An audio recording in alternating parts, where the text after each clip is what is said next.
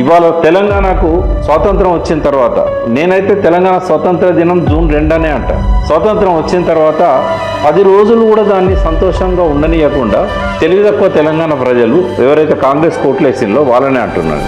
పెనం మీద ఉన్నదాన్ని, అంతకుముందు ఏదైతే సమైక్య రాష్ట్రంలో 57 ఏళ్ళు పెనం మీద మాడిపోయిన దాన్ని నేరుగా పొయ్యిలో పడేశారు. కేసీఆర్ గారు ఎడ్డిగుడ్డి తెలంగాణ గారు తెలివైన తెలంగాణ అన్నాడు. ఐమ్ సారీ సార్, కేసీఆర్ గారికి నా క్షమాపణలు. ఇది ఎడ్డిగుడ్డి తెలంగాణే, 90% కాదు, ఒక 60% ఎడ్డిగుడ్డి తెలంగాణ. సోయి రాలేదు, వస్తున్నారు. సిరిసిల్లలో మళ్ళీ 47 మంది ఆత్మహత్యలు, చేనేత కార్మికులు.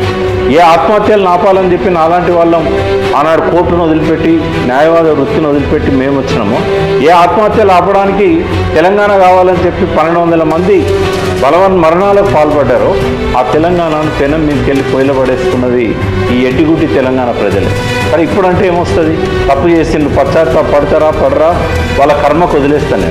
దానివల్ల నష్టపోతున్నది ఎవరు నష్టపోయిండు? సిరిసిల్ల చేనేత కార్మికులు 10 ఏళ్ల తర్వాత మళ్ళీ ఆత్మహత్యలు పడబట్టారు. రైతులు తమ పొలాలలో మళ్ళీ బోర్లు వేసుకుంటున్నారు. మొన్న 2 నెలలు వర్షాలు ఆలస్యమైనందుకు వందల సంఖ్యలో బోర్లు పడ్డాయి. హైదరాబాద్ ప్రజలు మళ్ళీ ట్యాంకర్లలో నీళ్లు తెప్పించుకోవాల్సిన దుస్థితికి వచ్చింది. మళ్ళీ కరెంటు కోతలు మొదలైనాయి, యూరియా కోత మొదలైంది. ఇవాళంతా లైన్లలో చెప్పులు పెట్టుకొని వెయిట్ చేస్తూ ఉన్నారు యూరియా.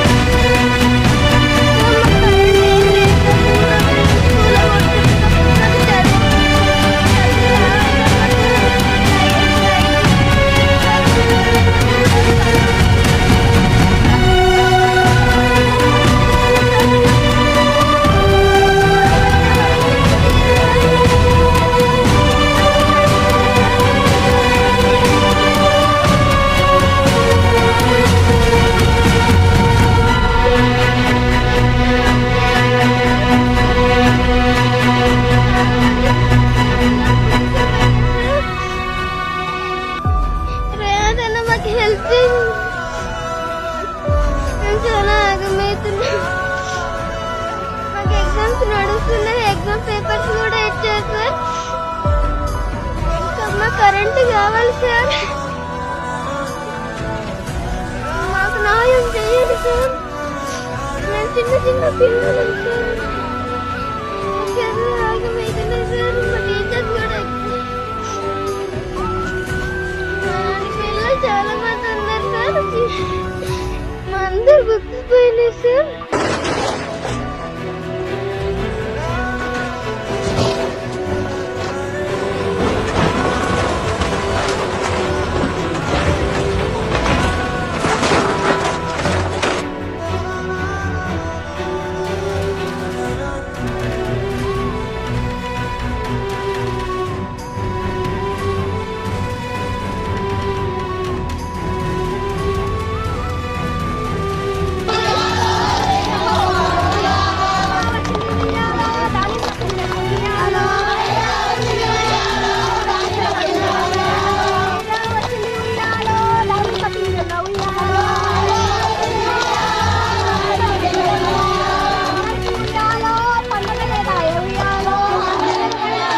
రేవంత్ రెడ్డి ఉండే కదా నీ పొట్టి పూగులు అమ్మంటే మా పానాలు తెగబడి రైతులందరినీ నమ్మబడి కదా నీ పూగులు అమ్మంట యానంగట్టి మా గుడుముంగోలే చూర్రా మా అవతలు ఒకసారి చూర్రా.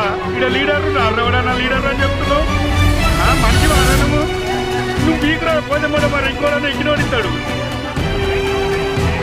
ఇట్లా కట్టినాము 7కి వచ్చి లైన్ పెట్టినామోద్దాము, దీన్ని 10కి వచ్చి ఇన్నేమన్నాం. ఇప్పటి వరకు ఒక సంచి వచ్చింది లేదు. గాబరైతుంది వచ్చి ఒక్క సంచి కోసం 20 రోజులు అవుతుంది తిప్పడబడబట్టి. ఒక్క సంచి దొరకలు లేదు. ఆడ పొలాలకు నాశనం అవుతుంది. నువ్వు ఏం చేస్తున్నావు రైతులకు? నేను పడదెంగుతున్నా. నువ్వు ఏం పడదెంగుతున్నావు? ఒక సంచి చేయను, నువ్వేం పడదెంగుతున్నావు? 20 రోజులు అవుతుంది వరకు ఒక సంచి కోసము. ఇవరకు సంచి లేదు. లంచగొడిగా ఎందుకురా నువ్వు ఉండి చూడాలరా రైతుల కోసం? చూడొకసారి అక్కడ 10 ఎకరాలు ఎత్తుకు ఒక సంచి కోసం 20 రోజులు లైన్ కడుతుంది. ఎన్నర్రా వచ్చేది ఎప్పుడు, చల్లేరు ఎప్పుడు?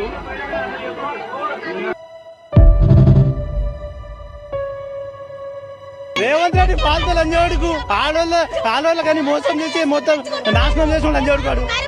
ప్రభుత్వం అంటున్నాడు కదా, మొడ్డల ప్రభుత్వం అది, జోయబాల ప్రభుత్వం.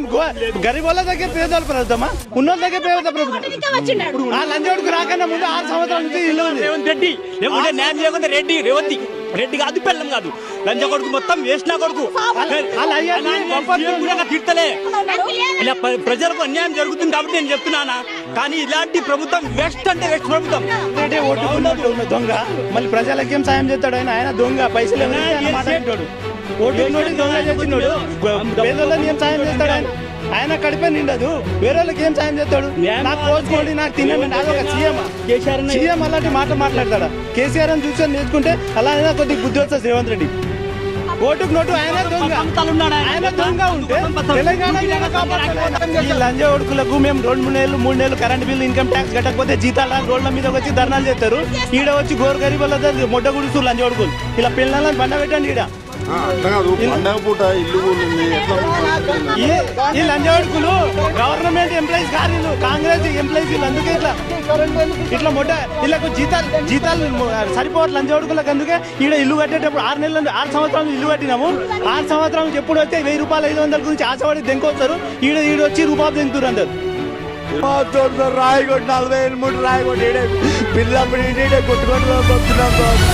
ఏదో పిల్లలు మేము బతుకుతున్నాం సార్. ఏదో మాకు మేమేదో రాయగొట్టు కట్టాం, తినేకుంటాం. ఓ 5 రూపాయలు 2000 సంపాదిస్తాం, అంతవరకే సార్. మేము పండుగ పొద్దు ఏడిపిస్తున్నాం సార్ మమ్మల్ని. మేమేం చేయాలి సార్ చెప్పు సార్? అన్ని కొట్టి మేము ఎట్లా చేయాలి సార్ చెప్పు సార్? ఏం చేద్దాం? పండుగ మేము సార్ నీ ఎదురు చంపేస్తున్నారు సార్. మేమేం చేస్తున్నాం చెప్పు సార్? మమ్మల్ని కొట్టి చంపేస్తే సార్, ఇక చంపేయండి సార్. ఎందుకు సార్ ఒక మాట కాదు సార్. మేము 40 ఏళ్ళ నుండి బతుకుతున్నాం సార్. ఏదో రాయగడ్డ మీ పిల్ల మీడు చెడ్డీలు వేసుకొని బతుకుతున్నాం సార్. మేము ఇట్లా సార్ మేము పుట్టుకోవాలని తిన్నా సార్. మేము అయ్యా రాయ ఈడే ఉన్నాం సార్. మేము ఏదో కొడుకులు ఏదో కొడుకులకి ఏం చెప్తారు రేవంత్ రెడ్డి? మేము రాయకూడదు. ఏ రేవంత్ రెడ్డి సార్ ఏమంటే మేము ఏదో ఓట్లేసి గెలిపించడానికి ఇట్లా మానవత్వం ఇట్లా ఇదా సార్? చెప్పండి సార్ మీరు. రేవంత్ రెడ్డి సార్కి మేము ఒకటే మేము అంటే మేము తప్పు చేసినాం సార్ మీకు ఓట్లేసి. కానీ ఓట్ల గురించి కాదు సార్, దెయ్యి తయారు చూపెట్టండి సార్. మీరు 2 కావాలి మాకు. నీ ఎదురుగా మీ వీడియోలు ఎదురుగా కొట్టి చంపుతుంటే ఎట్లా సార్? మేము ఎట్లా బతకాలి సార్ చెప్పండి సార్ మీరు? మేము రాయి గడ్డ ఏళ్ళు పోయినాయి, అన్ని పోయినా సార్. మా నాయన గడ్డ 2 కాళ్ళు పోయినా సార్. గాతాలంటి పెట్టి రాయి కొట్టుకొని బతున్నాం సార్. ఏదో అయ్యా పని కూర్చొని నేర్చుకొని ఏదో రూమ్ కట్టుకున్నాం సార్. అంతే సార్. రూపాయి కష్టం వేసి పడుకున్నాం సార్. మాకు మాకు వచ్చి పిల్లలు చిన్న ఉన్నారు సార్. రూపాయి కష్టం చేసుకోలేదు. ఇక్కడ పుట్టే మాకు బాణాల మీద సార్. ఎక్కడ వాళ్ళు సార్? మేము చెప్పండి సార్. మీకు మాకు ఏమి హామీ ఇవ్వట్లేదు. చెప్పినండి ఒక నోటీస్ లేవు, ఏం లేవు. అన్నయ్యలకు రేవంత్ సార్ చెప్పారు మేము అంటున్నారు. కానీ ఎక్కడ పోవాలి సార్? గరీబాల ఎక్కడ పోవాలి సార్? లక్షలు పెట్టి ఎవరైతే మోసం చేసిన వాళ్ళని పట్టుకొని సార్. మా మీద గరీబాల మీద గుండెలో నరగిలిన బాధ కన్నీరై కారుతుంది. కష్టానికి కారకులెవరో తెలపమని కోరుతుంది. నోరుండి అడగలేదు, కాలుండి కదలలేదు. ఎన్నేళ్ల దుఃఖాన్నైనా ఎదలోనే దాచుకున్నా. గుండెలో నరగిలిన బాధ కన్నీరై కారుతుంది. ధర్నా ఎన్నిక ప్రోగ్రామ్ ఏంటంటే వాస్తవానికి ధర్నా కాదు, నేను ఆత్మహత్య చేసుకున్నామని పెట్రోల్ కూడా తెచ్చుకున్నా. కానీ మా తోటి ఎంప్లాయీస్ ధైర్యం ఇచ్చారు. నాకు బాధ ఉందన్న, ఎందుకంటే శాలరీ ఎవరన్నా ప్రభుత్వం చేంజ్ అయినాక శాలరీ పెరుగుతుంది అని ఆశ ఉంటుంది. గౌరవ రేవంత్ రెడ్డి గారు ముఖ్యమంత్రి శాలరీ ఎంత ఉండే ఇప్పుడు ఎంత కట్ అయింది? ఏం జరిగింది? 24,000 చిల్లర మాకు శాలరీ. మాకు కట్టింగ్స్ పోను 22,000 పడుతుంది హైడ్రా వచ్చినాక. అంతకుముందు మా శాలరీ 22,000, కానీ హైడ్రా వచ్చినాక కూడా అంతే పడుతుంది. ధర్నా చేయడానికి కారణం ఒకటే రీజన్ అన్న, మాకు జీతాలు తక్కువైనాయి. ఎందుకు తక్కువైనాయి అనేది మాకు తెలియదు వాస్తవం. 2018లో డిజాస్టర్ రెస్పాన్స్ ఫోర్స్ అనేది ఈబీడీఎంలో ఒక వింగ్ తీసుకొచ్చి అప్పుడున్న విశ్వ ఐపీఎస్ కంపార్టీ సారు ఎన్డీఆర్ఎఫ్ సంస్థని తీసుకొచ్చి ఒక వింగ్ తయారు చేసి, అయితే మా డ్యూటీ ఏంది? ఎమర్జెన్సీ డ్యూటీ మాది. ఎమర్జెన్సీ డ్యూటీ అన్నప్పుడు మేము ఏం చేయాలి? ఎమర్జెన్సీ పనులు చేయాలి. అయితే మాతోటి ఇప్పుడు ఏం చేపిస్తారు అంటే మోరీలు తీపిస్తారు. ఓకేనా? మోరీలు తీపిస్తున్నారు.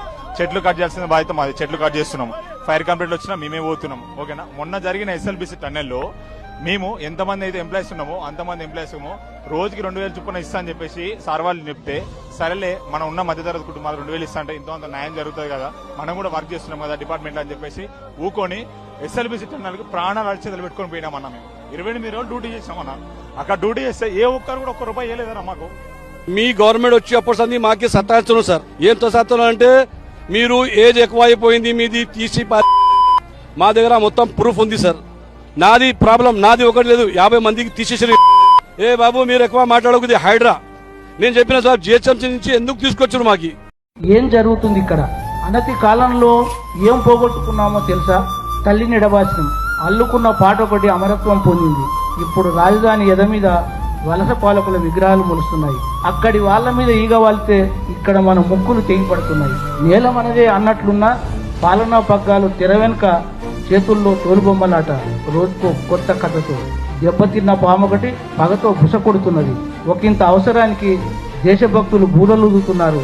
కనుమరుగైన ఒకనాటి కరువు కాలం మళ్లీ ఉనికిని వెతుకుంటున్నది.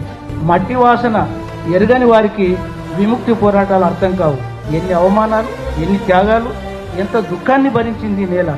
మన కాలంలోనే కదా కూర్చలేని విధ్వంసం అందిపుచ్చుకున్న కాలమంతా అధికారానికి తొడలు చర్చడానికి, మీసాలు తిప్పడానికే సరిపోవడం లేదు. ఎవరెంత చెప్పినా చెవికెక్కకపోతే మిగిలిన కాలమంతా అభివృద్ధిది కుంభనిద్రని.